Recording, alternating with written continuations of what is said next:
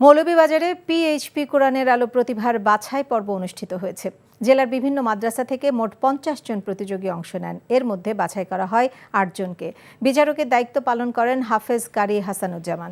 প্রতি বছরের মতো এবারও মিডিয়া পার্টনার হিসেবে জনপ্রিয় স্যাটেলাইট চ্যানেল এনটিভির মাধ্যমে পবিত্র রমজানে তেলাওয়াত পরিবেশিত হবে। আয়োজকরা জানান, জাতীয় পর্যায়ে শ্রেষ্ঠ 4 জনকে যথাক্রমে 4 লাখ, 3 লাখ, 2 লাখ ও 1 লাখ টাকা করে পুরস্কার প্রদান সহ পবিত্র ওমরা পালনের সুযোগ থাকবে।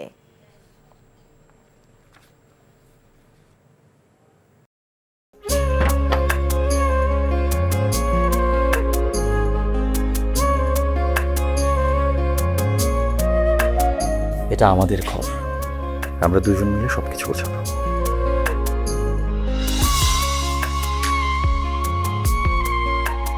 বাহ, এই ঘরটা এতদিন মরে আসছিল, নতুন বউয়ের হাত পরে একেবারে চক চক চক চক করতেছে।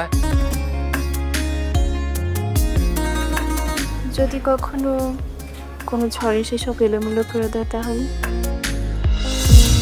আরে তুমি আসছো, তোমার বউয়ের হাতে রান্না খুবই চমৎকার।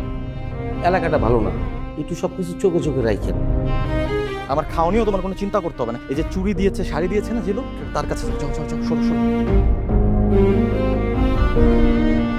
পৃথিবীতে মানুষের মানুষের সম্পর্কের বড় সমস্যা কি জানো? ভুল বোঝাবুঝি।